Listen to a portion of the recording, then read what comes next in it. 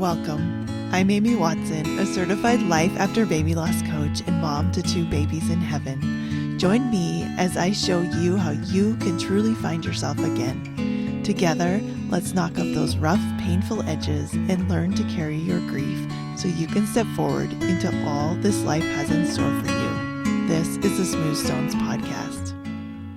Welcome to today's episode. I actually can't believe that I haven't done an episode yet on people pleasing, but it is time, and I'm so glad you're here. What you're going to get today is what is people pleasing and how is it showing up? I know I never identified as a people pleaser before. I just thought I was kind of a really nice person and I wanted everyone to like me, right? I was a peacemaker and I didn't like confrontation. And I did not identify this way until I learned about people pleasing and kind of had that face palm moment where I was like, oh, it's me. So I just think this is so important for everyone because we do grow up we almost train people to be people pleasers, right? And it can be a problem and it can be hard to break this cycle, but I promise it is possible. And especially as you're grieving, I think grief is a really interesting time because I don't think that grief is going to stop you from working on this. In fact, a lot of times this is the time where you realize I'm really tired of doing what everyone else wants. I just want to do what I want. I want to take care of myself. And we finally prioritize ourselves. So do not think that living life after loss is like some sort of disadvantage or you're not strong enough to make some changes in your life. You absolutely are. And I think this can be exactly the right time.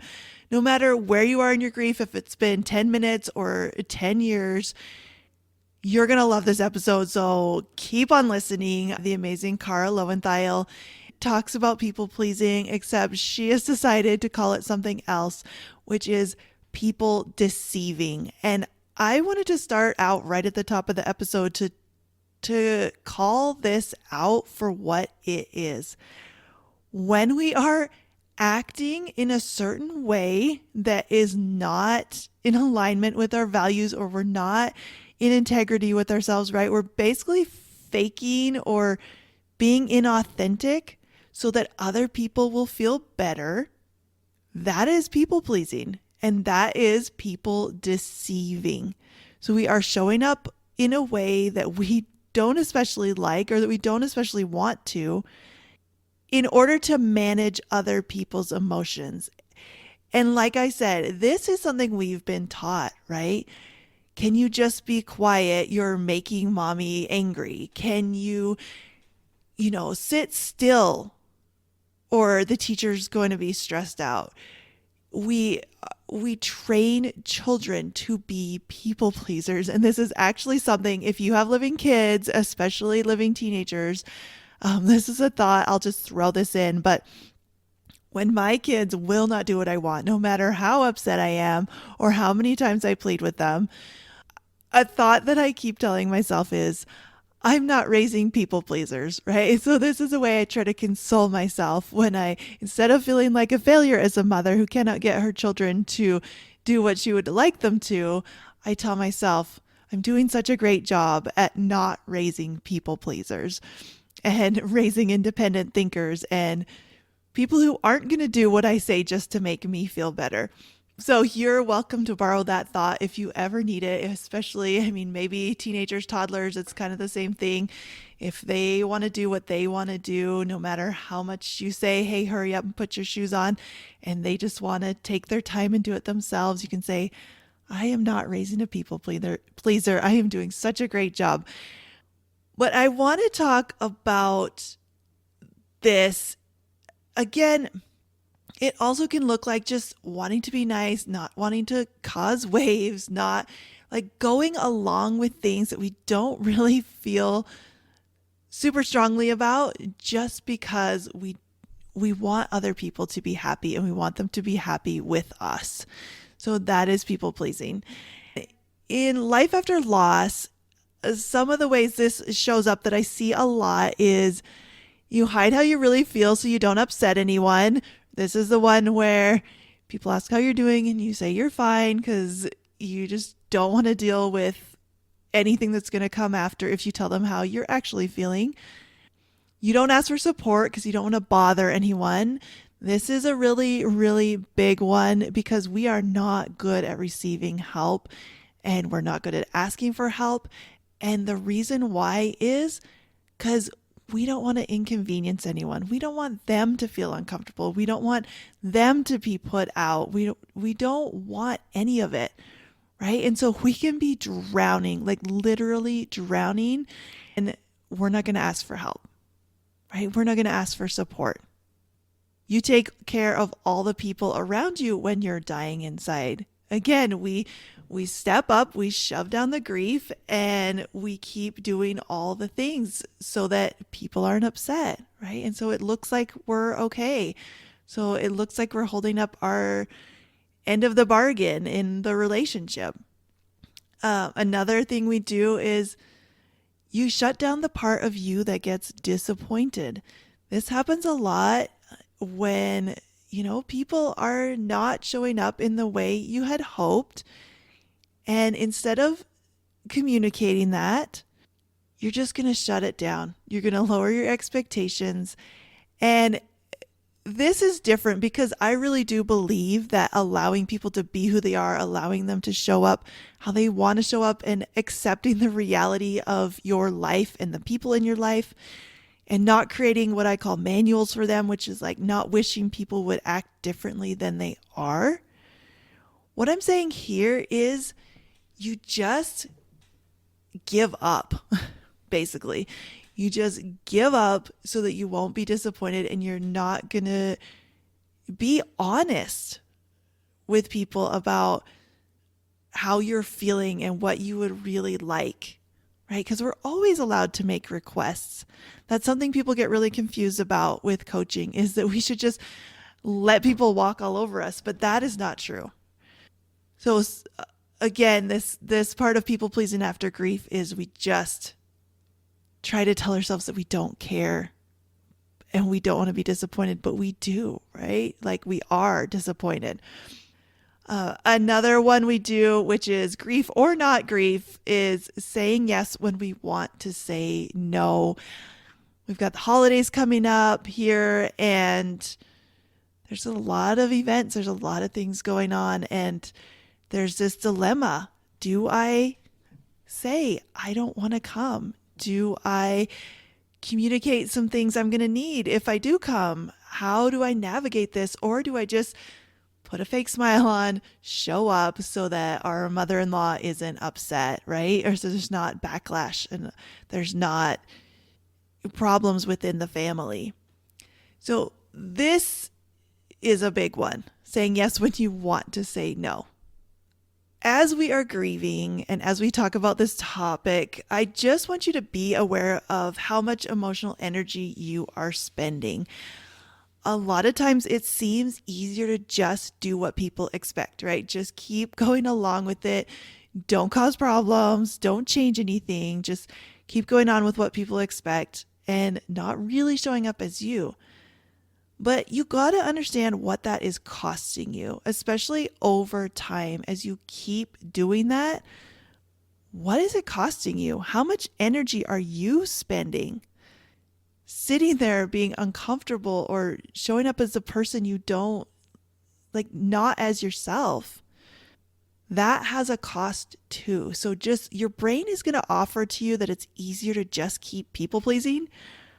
I want you to open up to the idea that it could feel a lot better to just stop and take a lot less energy, right? Because your brain wants to tell you it's big and scary to make changes because it doesn't like changes.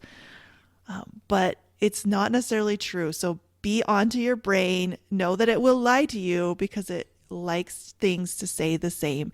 Your brain prefers the familiar uncomfortable to an unfamiliar uncomfortable that might move you forward. I was just also listening to the Office Ladies podcast. I love that podcast. And I was thinking about Pam and Roy. If you watch The Office or if you haven't, most people know Pam and Roy. Pam was engaged to Roy, who was not the best boyfriend, not the best fiance. And no matter what your thoughts are on Pam, I know she's kind of a polarizing character right now. Some people love her, some people hate her and think she's the worst. She is a great example of people pleasing, where she just was going with the flow, even though she desperately wanted to get married and it had been 3 years. She was never going to say anything. She was just going to keep living this kind of like sea level life, right? Where her fiance didn't really know her that well, didn't care about her that much, didn't show up the way she wanted, didn't treat her the way she wanted. But she felt like that was, the best she could do. And so she made a lot of choices where she was not putting herself first, but then she tried. She did try at times to make other decisions where she was putting herself first, and it was hard. So we don't want to be stuck, right? Like, it was scary for her to finally break off that engagement and eventually to admit that she liked gym, but she did it, right? And so all that time and energy she spent being really dissatisfied, but not wanting to say anything because she just wanted to be nice. That was a lot of energy. That was a lot of time where she was not being authentic and she was not being honest, right? She was kind of sneaking around behind her fiance's back, like joking around with this other guy. But once she finally decided to stop and to put herself first, she created the life she wanted, or she created the relationship she wanted with someone who totally adored her, that she totally adored. And it was so much better. But you get to watch that whole story play out in little ways and in big ways all throughout that show. So I think Pam is just a great example of a really nice girl who's a really, really worried about what other people think. And she really tries to fit a mold. And sometimes that bites her in the butt. So why is people pleasing a problem, or people deceiving, whatever you want to call it? Again, you're playing a part that isn't truly you. You're not able to be yourself. And that's what I'm here to do, is help you find yourself and figure this out. It's mentally exhausting to always be worried about what other people think and how they're feeling and trying to manage other people's emotions. And the biggest problem is it breeds resentment. I have coached so many clients on this where they really are resentful towards their partner or their family members or their job or whatever it is, but they're never going to say anything because they just want to be nice and they just want to, everyone to like them and to not have problems. But it's like they are suffering, they are resentful, they are blaming all these people for how they feel instead of taking ownership and saying, I am creating this for myself. So I want you to answer that question. Where am I people pleasing and what am I creating for myself? Let's talk about people pleasing and how it's actually not possible to do. You can't please other people. Every person's emotions come from their own brain, from their own thoughts, and you can't make them feel anything. Now, we do have influence in some ways, right? The things we do may trigger people or influence people, but everything that they feel, everything they think is coming from within them. And so it's actually not even possible to please people, right? And just think about that for a moment. But it's not, right? Like, my kids could do all their chores and I could still be grouchy for whatever I'm thinking, right? Like, they didn't do it fast enough, or they didn't do it when I asked them, or whatever it is, right? So they could do all the actions trying to make me happy. I could still be frustrated it all depends on what I'm thinking. What's really happening is you are pleasing yourself.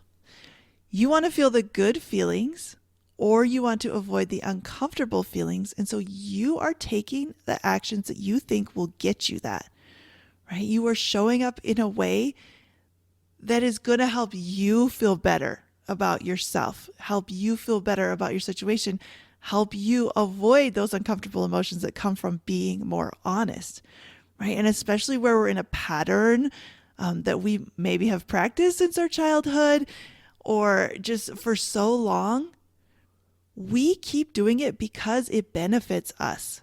And a good question to ask is, how is this serving me? Right? How is this people-pleasing behavior actually serving me? What am I getting out of it?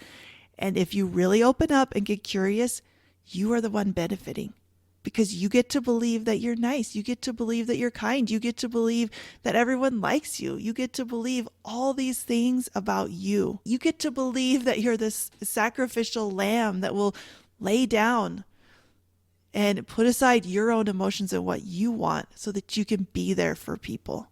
I've heard that so many times and it's so damaging. It just doesn't work. You are going to eventually burn out. You're going to be full of resentment. You're not going to have authentic connections because you're faking yourself. You're not being who you really want to be. So all of this is why it's a big problem. And, I want you to give yourself tons of compassion if you're doing this. Because like I said, we all do it. We all want to be part of the group. If we look back at our cave people days, you don't want to be out of the group because if you're out of the group, you are cold and you are dead. And so it's important to work together and to compromise and to keep the group happy, right? And so there's some element of survival in this. So be compassionate. Your primitive brain is wired to fit in, to want to fit in. But we also have to notice that part that really, what is the cost of fitting in and what lies are your brain telling you about? Because it really tells us if I was honest, if I really told people how I felt, if I really explained that, no, I love you and I can't come to your baby shower, that it's going to be worse. But what most people find out is when you are authentic, your connections are so much stronger because they're not based on lies. I think a really great example of this is if someone is coming out as LGBTQIA, all the things, right? If they feel like they have to fake a life for so long because they're afraid of what's going to happen if they're honest, they're not being themselves. They're just so worried and they're so outside of themselves. They feel so isolated. It's just really painful. But if they can find the courage to just be honest and to talk to the people they love, they might have consequences. They might have people they care about who reject them, but they might find life is so much better when they can just be honest. And I just think if you're afraid to be honest, check yourself and see what's really going on. What are you really afraid of? And why are you willing to feel so uncomfortable so that someone else doesn't have to? Or that you think you have the power to control other people's emotions. You don't know what they're going to think and you don't know what they're going to feel. I think people today really do value authenticity. That's my thought is there's so many people that are just being fake so that other people think good things about them. It's actually more rare to be honest. So be honest. I think people respect that a lot and it feels so good to just be honest. So this is my first step on how to stop people pleasing is get honest with yourself. You need to know what you want and what's important to you and what your values are and what your priorities are. And allow yourself to say them out loud. and question your beliefs. Like, if I'm a good friend, I'll just go to the baby shower. That's what a good friend does. They show up for their friend even when they're grieving, right? So question that and maybe say, a good friend is honest. A good friend explains. A good friend figures out a way to celebrate this new baby without sacrificing themselves and their emotions and putting themselves through like 3 hours of holding back tears. So what is a good friend? What is a good daughter, sister, sister-in-law, whatever relationships you have? Get honest. Be honest with yourself. The next step on how to stop is be willing to feel uncomfortable. If you've been acting this way your whole life, you're going to have to work to reprogram yourself, and it will feel uncomfortable. Like I said, our brain is wired this way, and then we're trained this way, and it's okay. It's okay that it's uncomfortable because it's worth it. In the end, when you want a result, it's going to be worth going through that and kind of swimming through that river of misery, which is what we call it in coaching. You got to get to the other side. And sometimes you got to get in there and get dirty and be uncomfortable. That's okay. It's not a problem. It's part of growing as a human. Another thing you got to be aware of is the people around you may have reactions. That is okay. You just let them have their reactions. They're going to come around. It's not your job to manage their emotions. Really keep that thought in your mind. It is not my job to manage other people's emotions. What other people feel is none of my business. What they think is none of my business. You don't get to control that. You don't know what they're going to think and feel. Just let them have their reactions and love them and love you. Understand that finding yourself again and staying true to your own values is a skill you can learn.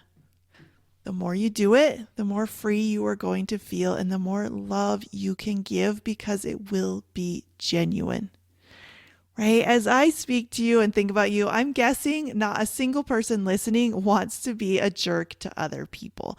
A lot of times we think that, well, then I just have to be a selfish jerk and just do whatever and everyone's going to be mad at me. That's not true. That's your brain just going way to the other side. What I'm saying is genuine love for other people means you have genuine love for yourself. Being honest is so valuable. You're not going to be a worse person if you're just honest with what you want and you just make choices that align with your values and priorities. And it doesn't mean anything bad about you, right? And you can learn how to do this. It is a skill. It takes practice. It takes unlearning. It takes thought work. It takes feeling all the feelings. You can do it though.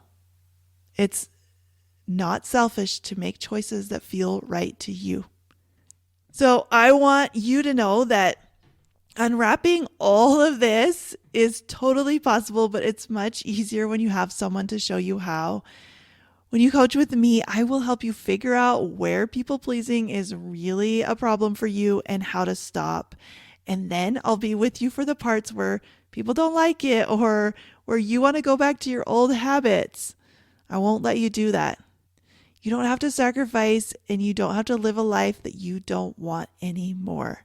Especially if you feel like your heart is so tender and this sounds really hard.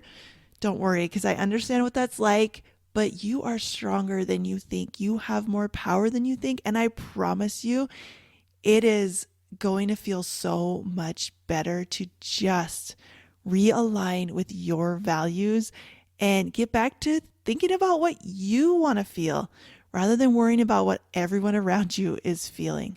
You cannot control how they feel. It is not your job. Set it down. If you're interested in working with me, go in the show notes and sign up for a connection call. It's super easy and we'll just chat and I will tell you what the best way to work with me is. I do have spots open now, and with the holidays coming up, I feel like people pleasing is seriously going to be everywhere. So don't wait. Let's get started now and you will be so ready I will talk to you next time. Are you tired of feeling like your baby's death was somehow your fault? Go to smoothstonescoaching.com and get my free mini course, How to Stop Blaming Yourself After Loss.